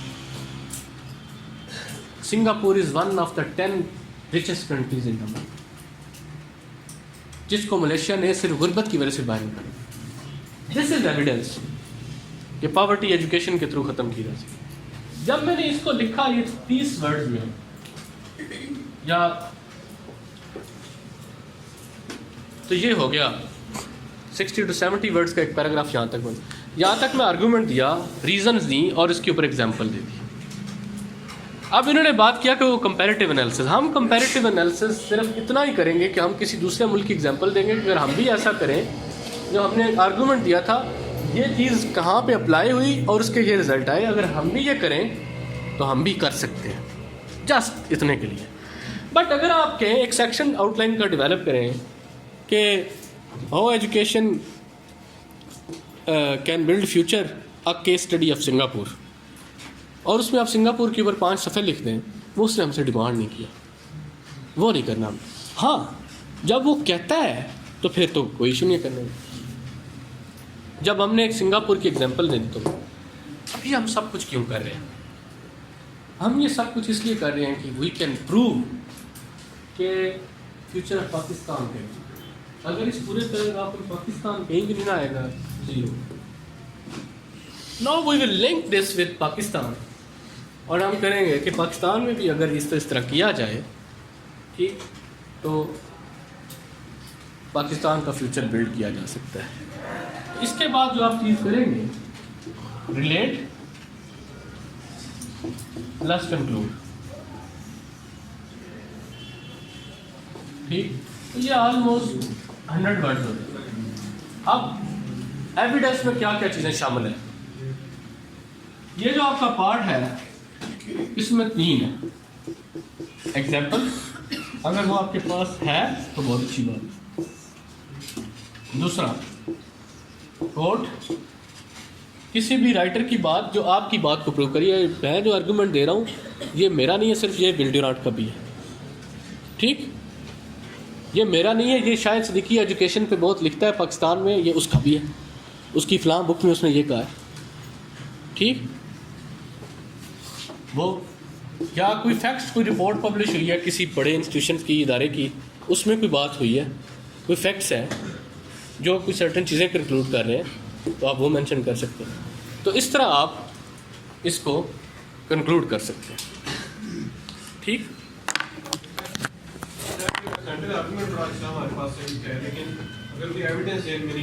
कोई बात नहीं, आप उसके बारे में कोई आपको एग्जांपल नहीं मिल रही तो कोशिश करें कि उसके ऊपर कोई कोट हो जाए, ठीक है, जो किसी राइटर की आप बात उससे रिलेट करें। और अगर आपकी राइटर की बात एग्जैक्टली उन वर्ड्स में नहीं है तो आप कोट अन कोट ना लिखें, आप राइटर का नाम मेंशन करके अगर उसकी बात करें कि फ़लाँ राइटर ने भी ये बात की, ठीक है। और अगर कुछ भी याद नहीं आ रहा तो आपने वो रीज़न्स आर्गूमेंट दिया, रीज़न्स दे दी, फिर पाकिस्तान के साथ रिलेट करके कंक्लूड कर दें। ऐसा नहीं है कि आप मुकम्मल तौर पे किसी एक पैराग्राफ में ऐसा नहीं किया तो डिस्क्रेडिट हो जाएंगे, बट मैं बात करूँ ये इंग्रेडिएंट्स अगर हो जाए तो उसके पास फेल कर जाए। लेकिन अगर आपके हर पैराग्राफ में वो चीज़ मिसिंग है तो देन वो एक राइटिंग की वीकनेस का एलिमेंट है, आपकी इंफॉर्मेशन लेवल इतना अच्छा नहीं होता, और वो सारी चीज़ें। ये है पैराग्राफ। अब हर पैराग्राफ इसी तरह बिल्ड होगा, 2nd, 3rd, 4th, 5, 6 इसी तरह बिल्ड होगा। और जब आप फाइनली इसको कंक्लूड करेंगे ऐसे को, तो जो आपने इंट्रो में बातें कही थी, जो आपने स्टांस लिया था और उसने कहा था ये ऐसे ऐसे करती है, वही बातें मोर और लेस आपने मुख्तलिफ वर्ड्स में कर देनी है और ऐसे आपने उसी नोट के ऊपर कंक्लूड करना। जी सर, हमें इस पैराग्राफ में हमें ये बताने की ज़रूरत है एक्सप्लेन करने की कि how poverty elimination would build the future of Pakistan. Relation में ये इसको एक्सप्लेन करेंगे क्या? हम इसको 4-5 लाइनों में कहेंगे कि अगर पाकिस्तान में ये चीज़ें की जाएँ तो एम्प्लॉयमेंट आएगी, ठीक है, रिमिटेंसेस भी आएंगी, तो अल्टीमेटली पॉवर्टी ख़त्म होगी। और इस पैराग्राफ की बात कर रहा हूँ, तो इस पैराग्राफ को रिलेट कर रहे हैं, तो उसमें हम ये बताएंगे कि अगर पॉवर्टी एलिमिनेट होगी तो पाकिस्तान के फ्यूचर में। हाँ बताएंगे, हम बिल्कुल बताएंगे जी। और कोई बात? एक सेकंड, हाँ क्रिटिकल और एनालिटिकल होना चाहिए। ये जो आप एलिमेंट आपने इंट्रोड्यूस करवाया इसमें एविडेंस का, ये जो आप रीजंस ऑफ आर्गूमेंट देते हैं, यही उसमें क्रिटिकल एंगल लेके आते हैं। और ये जो आपने एजुकेशनल सिस्टम को क्रिटिसाइज़ किया, ये उसमें सारे क्रिटिकल एंगल को ही लेके आ रहा है। और ये एनालिटिकल भी हो जाएगा। आप मुख्तलिफ आर्गूमेंट्स को दे रहे हैं, उनको रीजंस के थ्रू सपोर्ट कर रहे हैं, तो ये सारे एनालिसिस ही, आप एग्जांपल्स भी दे रहे हैं, केस स्टडीज भी दे रहे हैं। अच्छा जी बताएं। सर जब आप पैराग्राफ लिखते हैं तो उसमें जैसे अगर मैं गवर्नेंस पे लिख रही हूँ या पावर्टी पे, तो उसकी जो पहली 2 लाइन होती है उसमें आपने कोई डिफाइन करना होता है, फॉर इंस्टेंस एक्सपोजिशन। आप जब देखें, जब आप आर्गूमेंट आपको मिला है, उस आर्गूमेंट की जब आप रीज़न देते हैं तो वो एक्सपोज हो जाता है। आर्गूमेंट मतलब वो जो आर्गूमेंट प्लस जो उसकी एग्जांपल आप देते हैं, ये उसकी एक्सपोजिशन है, और जो आप रीज़न देते हैं ये आर्गूमेंटेशन है। मतलब डिफाइन करने की नहीं, कोई ज़रूरत नहीं है। सर एग्जांपल में हर एग्जांपल जो आर्गुमेंट में दी जाती है रीजन ऑफ आर्गुमेंट में, उसको पाकिस्तान से रिलेट करना होगा या अगर वो टॉपिक पाकिस्तान के ऊपर है तो फिर लाजमी रिलेट करना है, अभी फॉर एग्जांपल ये तो रिलेट करना है। तो मैंने ये देखे ना, लिखा है बाकायदा, relate with Pakistan and then conclude. हाँ जी, क्या रिलेट इस तरह करने को उसमें सजेशंस दे दें या किसी नहीं, हम ये करेंगे सिंपली कि ये सिंगापुर ने किया, अगर पाकिस्तान भी लोगों को स्किल्ड लेबर प्रोवाइड करे, स्किल्ड एजुकेशन प्रोवाइड करे, ठीक है, मॉडर्न इक्विप्ड एजुकेशन प्रोवाइड करे, तो उससे क्या होगा कि वो एम्प्लॉयमेंट जनरेट होगी, वो प्रोडक्टिव पार्ट बनेंगे पाकिस्तान की इंडस्ट्रीज़ का, ठीक है, और इकनॉमिक सिस्टम का, और अल्टीमेटली पावर्टी रिड्यूस होगी। और जब पावर्टी रिड्यूस होगी तो लाजमी बात है वो पाकिस्तान का फ्यूचर ब्राइट करेगी, ठीक है। नहीं, सजेशन तो बाद में आए। बॉडी के पैराग्राफ को कनेक्ट करने के लिए कुछ टीचर्स अच्छा, कनेक्टिंग वर्ड्स, हाँ ठीक है, अच्छा। जैसे more over other, There is no denying the fact, there is no blinking the fact that education can fight with poverty, but it can also eliminate extremism, ठीक। अच्छा, there is no denying the fact that poverty is one of the greatest hurdle in the bright future of Pakistan and education can fight it, but at the same time extremism has also become a very formidable challenge in the way of future. Sir ये एक ही style नहीं हो जाएगा हर paragraph? ये मैं इसकी एक की बात कर रहा हूँ अभी, एक स्टाइल। दूसरा, कहीं पे आप उस पैराग्राफ को मेंशन कर दें और ये कर दें, कहीं पे आप कनेक्टर यूज़ करें, फर्दर मोर ओवर, इस तरह के एक ही तरीक़ाकार कनेक्ट करने का इस्तेमाल ना करें, मुख्तलिफ पैराग्राफ्स में मुख्तलिफ करें, आपकी राइटिंग में थोड़ी ब्यूटी और वैरायटी आएगी, वरना मोनोटोनस आएगी। कुछ लोग पता है क्या कहते हैं, firstly, secondly, thirdly, fourthly, fifthly, sixthly, 11वीं तक जाते हैं, पहले चेक, ठीक, तो वो राइटिंग की ब्यूटी को ख़त्म कर देता है, तो वो चीज़ नहीं होती। हर पैराग्राफ में कंपैरेटिव एनालिसिस करना, अभी अगर आपके पास कोई मिसालें हैं तो हर पैराग्राफ नहीं, मैंने यही तो कहा ना कि आपके ऐसे में अगर बहुत ज़्यादा मिसालें आ जाए तो वो सारा रिपोर्ट ही बने। आप इन तीनों का मिक्सचर, कहीं पे एग्जांपल, अगले पैराग्राफ में किसी की कोटेशन आ जाए, उससे अगले पैराग्राफ में कोई फैक्ट आ जाए, फिर कोई एग्जांपल आ जाए, जहाँ पे आप समझते हैं कि इस पैराग्राफ में the best thing is example और मेरे पास है, तो वो एग्जांपल। और आप देख रहे हैं कि यार इधर मेरे पास एग्जांपल नहीं है लेकिन मेरे पास कोटेशन है, तो वहाँ पे कोटेशन आ जाएगी। तो तीनों का आप इधर मिक्सचर यूज़ करेंगे। ज़रूरी नहीं है कि हर पैराग्राफ में एविडेंस ज़रूरी है, बट कौन सा एविडेंस ये ज़रूरी नहीं है। स्टैटिस्टिकल डेटा भी किसी पैराग्राफ, बिल्कुल इट इज़ आल्सो एविडेंस, किसी इदारे की रिपोर्ट अगर, बिल्कुल हाँ, it is also evidence. Sir ये पैराग्राफ की शुरू में भी एक कनेक्टिंग लाइन लिखना, अगर ना लिखे हम कनेक्ट आपस में ना, क्योंकि हमने आउटलाइन में तो एक दे दिया है कि कोहेरेंस ऑलरेडी जो करते हैं। Secondly, outline has nothing to do with coherence of essay. Outline की एक अपनी एग्जिस्टेंस है, एक अपना वजूद है। अगर आपके ऐसे के पैराग्राफ्स देखें, मेरी बात सुन, ऐसे एक बिल्डिंग का नाम है, एक इमारत का नाम है, इस बिल्डिंग में 15-20 बिल्डिंग ब्लॉक्स, हर ब्लॉक एक पैराग्राफ, इंट्रो इस बिल्डिंग का एंट्रेंस है, ठीक है, समझ आई? अब इस बिल्डिंग में 15-20 ब्लॉक्स हैं, आप ब्लॉक सीमेंट लगाए बगैर नहीं जोड़ सकते। एंड योर क्वेरस वो जो है, वो जो पार्ट कनेक्टर आप लगाते हैं, वही सीमेंट का काम करते हैं जो एक ब्लॉक को दूसरे ब्लॉक से जोड़ते हैं। मेरा कहने का मतलब ये था कि देखिए, मुझे ये लगता है कि अगर कनेक्टर से स्टार्ट किया जाए पैराग्राफ तो वो थोड़ा सा स्टार्टिंग वीक हो जाती है। अगर आप हर फर्स्ट कनेक्टर से क्यों स्टार्ट करेंगे? कभी आप पिछले पैराग्राफ को मेंशन कर देंगे जो उसमें बात की थी, जो उसका सेंट्रल आईडी, उसको मेंशन करके अगले को इससे कनेक्ट कर देंगे। कभी आप कनेक्टर लगा देंगे, तो आप मुख्तलिफ मेथड यूज़ करेंगे। कनेक्ट करना जरूरी है। ये इट इज़ वन पार्ट। कोई कोहेरेंस देखी जाती है, टीचर्स बकायदा ऊपर लिखते हैं कि इनकोहेरेंट है, डिसकनेक्टेड है, डिसजॉइंटेड है, ठीक। ये आपको मैं एक बात बताऊँ, ये एक बुक है 21 लेसन फॉर 21st सेंचुरी, ठीक। ये युवाल नोआ हरारी की 21 लेसन फॉर 21st सेंचुरी। उसके ना कोई से 3-4 चैप्टर पढ़ लें, कोई से 3-4 चैप्टर स्टार्ट वाले पढ़ लें, छोटे छोटे चैप्टर हैं, 5-5, 6-6 सफ़ों के, आप पढ़ लेंगे। एक ऊपर मेन सेक्शन है और उसमें फर्दर छोटे छोटे चैप्टर हैं। आप उस मेन सेक्शन को कह लें आउटलाइन का एक मेन पार्ट, और उसके जो फर्दर सेक्शन है पैराग्राफ कह लें, आप उनको ज़रा पढ़ें और उसकी कनेक्टिविटी देखें। 21 lesson for 21st century. Sir बहुत सी ऐसी इंटरनेशनल बेस्टसेलर बुक्स हैं जिसमें एक सेंट्रल आइडिया को एक पैराग्राफ में कंक्लूड करके अगर आगे नई बात शुरू कर दी जाती है, कनेक्ट नहीं किया जाता। हम उनको नहीं ना फॉलो कर रहे, हमने इंग्लिश का ऐसे पास करना है, तो हम उसमें जो प्रिंसिपल फॉलो होते हैं और उस तरह की कोई बुक हमें मिलती है, ठीक है। तो मैंने अभी ये रिसेंटली ये पढ़ी है, तो मैंने उसमें देखा कि कनेक्टिविटी का एलिमेंट बहुत अच्छा है, और कनेक्टिविटी का एलिमेंट जब बहुत अच्छा हो, ठीक, तो ओवरऑल उसका एक अच्छा इम्पैक्ट क्रिएट होता है।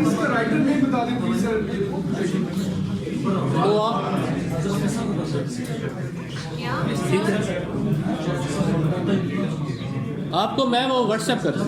सर आप एजुकेशन की बात है ना, तो ये तो एक स्टांस हो गया ना, एक टॉपिक हो गया। अगर एक स्टेटमेंट में 2 चीज़ें आती हैं तो आप उसका इंट्रो कैसे स्टार्ट करेंगे? आप ये लोग थके। अच्छा 1 मिनट यार, ये था एक ऐसे, एक टाइप थी ऐसे की, ज़रा मैं तो 5 मिनट मुझे डिफरेंट टाइप्स कैसे होते हैं उन पे बोलने दें। मेरी भी तबीयत ठीक है। कंक्लूजन आपने इंट्रो में जो स्टांस लिया था, उन्हीं बातों को आप डिफरेंट वर्ड्स में दोबारा कह देंगे, और जो आपने थीसिस स्टेटमेंट दिया था आप उसी को प्रूव कर देंगे। वर्ड्स वही है, कह लें कि इंट्रो का दूसरा रुख है, कंक्लूजन वर्ड्स चेंज होंगे तो बाकी वही रहेगा। सर कुछ लोग कहते हैं कि जब हम पैराग्राफ एक एंड कर रहे होते हैं तो नेक्स्ट पैराग्राफ में हम जो बात करें, जैसे हम पॉवर्टी से एक्सट्रीमिज्म की तरफ मूव कर रहे हैं, तो जो आपने सेंटेंस का there is no denying fact poverty, और साथ इसको लिंक कर दें एक्सट्रीमिज्म के साथ पैराग्राफ के लास्ट लाइन, और फिर हम मूव करें एक्सट्रीमिज्म, तो ऐसे करना चाहिए या ये इनमें से कोई भी कर ले, सारे ठीक है। हाँ कोई भी कर ले, मैं जिस तरह आप कह रहे हैं मैं इस तरह करता हूँ, इनमें से कोई भी कर। अच्छा ठीक है, ये तो था एक सीधा सीधा ऐसे, तो वैसे दुनिया इतनी सिंपल नहीं है, ठीक है। अब आ जाता है जिसमें आपके पास आपके माइंड में ये भी कन्फ्यूजन होती है कि एक स्टांस लेना और एक डायरेक्शन लेनी होती है और फिर वही फॉलो करनी होती है। जैसे can women made equal to man, आप कहते हैं यस, तो फिर आपने यस के आर्गूमेंट देने और यस की तरफ ही रहना। आप कहते हैं नो, तो आपने फिर नो की तरफ नो नहीं मेंशन नहीं करना। आपकी थीसिस स्टेटमेंट आपको ये मार्जिन देती है कि आप इसका स्कोप डिफाइन कर सकते हैं। दुनिया में तमाम सवालों का जवाब मुकम्मल यस और मुकम्मल नो में नहीं है, ठीक। आप कहते हैं चलें अजान की ब्रेक ले लें।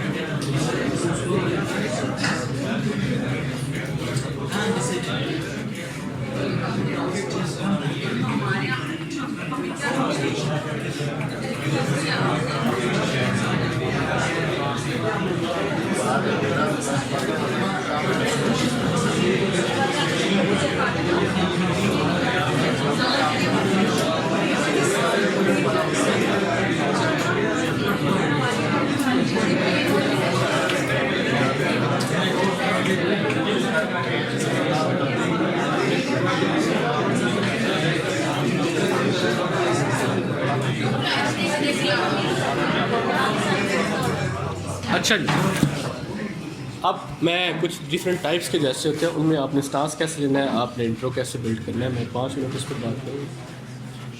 तो कुछ ऐसे आते हैं इस word peace possible question mark इसमें लगा होता है, वो बेसिकली इसमें आपकी डायरेक्ट ओपिनियन जा रहते हैं। कुछ ऐसा होता है जिसमें कोई एक आंसर सिंपली आपके पास नहीं होता, और कुछ ऐसे इस तरह के होते हैं जिनके ऊपर नेगेटिव स्टांस लेना अच्छी बात नहीं होता,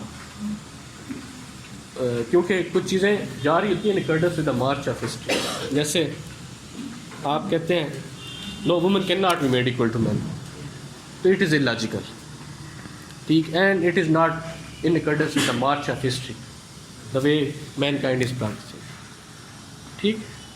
तो कुछ तो इस तरह के टॉपिक्स के ऊपर आपका स्टांस जो है, जैसे future of democracy is not bright in Pakistan, तो पिछले 15 सालों में कोई मिलिट्री गवर्नमेंट आई भी नहीं है और ट्रांजिशन सक्सेसफुल रही हैं और चीज़ें पॉजिटिव हो रही हैं और कोई मार्शल लॉ भी नहीं लगा हुआ, तो फिर आपका ये कह देना जबकि पॉजिटिव चीज़ें हैं भी, अगर आर्गूमेंट हैं भी, फिर आपका नेगेटिव साइड पे जाना वो कोई अच्छी बात नहीं, ठीक है। एक तो वो आपने ख्याल करना। तो जब आपका ये हो कि आपने इस तरह कैसे इज़ वर्ल्ड पीस पॉसिबल, तो आपका stance it may incorporate 2 things. आप कह सकते हैं कि that establishment of world peace और कैन बी मटीरियलाइज्ड और वर्ल्ड पीस इज़ पॉसिबल,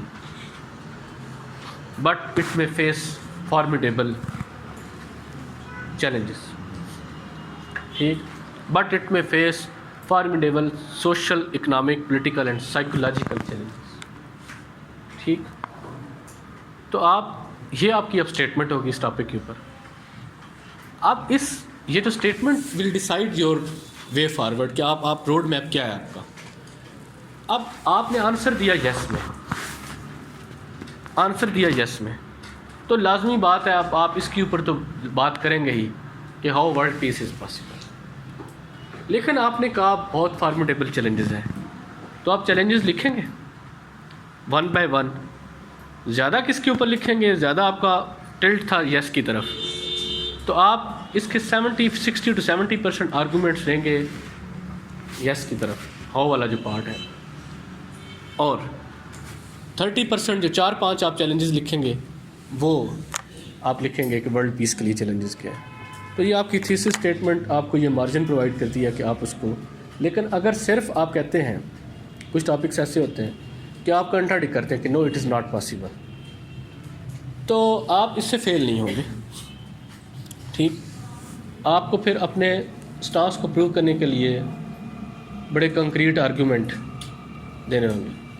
एक यहाँ पे जो आप गलती करते हैं, इसमें जो मुश्किल चीज़ होती है, आप ये भी कह देते हैं कि no it is not possible, और फिर आप सजेशन भी दे देते हैं, कहते हैं this is how it is possible, तो वो आपकी थीसिस स्टेटमेंट को कंट्राडिक्ट कर देता है कि एक तो आप कह रहे हैं पॉसिबल नहीं है, फिर आप कह रहे हैं कि ये सजेशन है, ये कर लें तो हो जाएगा। तो फिर बेहतर नहीं है, यही है कि आप थीसिस स्टेटमेंट ये दें कि ये पॉसिबल है मगर इतना आसान नहीं है, बहुत सारे मसले हैं, ठीक। तो ये आपकी वो आप टेक्निकलिटीज़ का आपने थोड़ा ख्याल रखना है। इधर कोई बच्चा क्वेश्चन कर रहा था, दूसरी मेरी एडवाइस आपको इसके ऊपर ऐसे जो आप सारे 19 में पेयर होंगे, अच्छा, वो मेरी ये है। हम लोगों के साथ एक प्रॉब्लम ये है, जो हमारे साथ भी था और मेरे साथ तो बड़ा ही ज़्यादा था, मेरा टेस्ट देने को दिल नहीं करता था इंग्लिश का। मतलब मुझे कोई क्या, मैं कहता था मैं पेपर जाकर कर लूँगा। मैंने कभी भी आज तक अंग्रेज़ी का टेस्ट नहीं दिया। ठीक कि 3 घंटे में मुझे एक सर कहेंगे ये बैठो ये टेस्ट है। अब स्टूडेंट इतने अच्छे हो गए हैं और इतने प्रैक्टिकल और प्रैग्मेटिक हैं और ओवरऑल थोड़ी अवेयरनेस भी बढ़ गई है कि लोग बड़े टेस्ट देते हैं और अपने आप को वो करते हैं। मैं ज़्यादा से ज़्यादा क्या करता था, आउटलाइनें बनाता था और इंट्रो लिखता था। फुल जो पेपर है ना 3 घंटे का, झूठ में क्या बोलूँ, मैंने खुद नहीं दिया आज तक। ठीक, but I realise after teaching and after consulting various students, और पिछले 5-6 साल का जो एक्सपीरियंस है ये CSS के वाले से, अगर आप अपने आप को एग्ज़ाम में जाने से पहले उस सिचुएशन से गुजारें ना, तो देन आपको फील होगा कि कौन कौन से प्रॉब्लम्स होते हैं। ठीक, और आप उन प्रॉब्लम्स को फिर डायरेक्ट फेस करने से पहले आप एक बार जब पहले फील कर चुके होंगे तो फिर आप उनका एक बेटर वे आउट निकाल सकते हैं। ठीक, टेस्ट वो दें जिसमें आप अगर फेल होते हैं तो आप फर्दर उससे लर्न करें कि ये वो एरियाज़ थे, फेल हुआ हूँ और इस बात की वजह से हुआ हूँ, और फिर अपना माइंड उसके ऊपर यूज़ करें कि क्या वाकई ये बात थी, इसमें क्या क्या इश्यूज़ थे, उनको एब्जॉर्ब करें अपने प्रॉब्लम्स को, और फिर कोशिश करें कि अगले टेस्ट में वो ना हो। फॉर एग्ज़ाम्पल आपका 75% ऐसे ठीक था और आप 25% की वजह से फ़ेल हो गए। अब आपको पता है कि ये इस वजह से फ़ेल हुआ हूँ मैं। नेक्स्ट टेस्ट में कोशिश करें कि वो 25% ख़त्म हो के 10% पे रह जाए। उससे नेक्स्ट में ये कोशिश करें कि वो 10% ख़त्म हो के 0 पे आ जाए। और अल्टीमेट पर्पज़ आपका टेस्ट का ये होना चाहिए कि आपके प्रॉब्लम आइडेंटिफाई होके आप उसको सॉल्व भी करें, and the main objective next 2 month आपका ये होना चाहिए, जो भी आप राइटिंग करते हैं, आप अपने अच्छे सेल्फ इवेल्युएटर बने। आप अपनी जब मसले खुद आइडेंटिफाई करना शुरू कर देंगे ना, तो फिर आपके सारे मसले खुद हल होना शुरू हो जाएंगे। मुख्तलिफ लोग मार्केट में आपको मुख्तलिफ तरह से परेशान करेंगे, मेरे समेत। ठीक, इसलिए डोंट गो ऑन देम, अपने खुद बेस्ट इवेल्युएटर बने। कुछ सर्टन प्रिंसिपल्स हैं, कुछ चीज़ें हैं वो आपको पता चल गई हैं, उनको देखें, उनकी बेसिस पे अपनी राइटिंग्स आइडेंटिफाई करें और उन लोगों से ताल्लुकात मुनक़ता कर दें जो आप में आजकल नेगेटिविटी इनकलकेट करते हैं, जो आप में फेयर प्रोड्यूस करते हैं, because this fear of failures is worse than fail. ठीक, it is worse than failure, और इससे बड़ी कोई दुनिया में ख़तरनाक चीज़ है ही नहीं। ठीक है, फेयर का कोई सोल्यूशन नहीं दुनिया में। Only what we can do is that we can control it. ठीक, फेयर ऑफ फेलियर एक नेचुरल चीज़ है, हमें इसको कंट्रोल करना है। ठीक, तो आप इस हवाले से थोड़ा पॉजिटिव हो जाए, इसको थोड़ा कंट्रोल करें एंड स्टार्ट राइटिंग। ठीक, अगर आपके माइंड में ये है ना कि आप रिस्टार्टल हैं और आप पेपर में जाके आप बहुत अच्छा प्रोड्यूस कर देंगे, हो सकता है ये हो जाए। ऐसे 10% चांसेस होते हैं और 10% केसेस भी ऐसे हैं, बट मेजॉरिटी केसेस में ऐसा नहीं होता। ठीक है, तो आपको इस हवाले से एहतियात करनी होगी। ठीक है, बाकी मेरा नंबर ये आप लोग जी। अब मैं तो यहाँ से जा रहा हूँ। ठीक, हाँ, मैं आपको बता दूँ, ये आप नंबर लिख लें।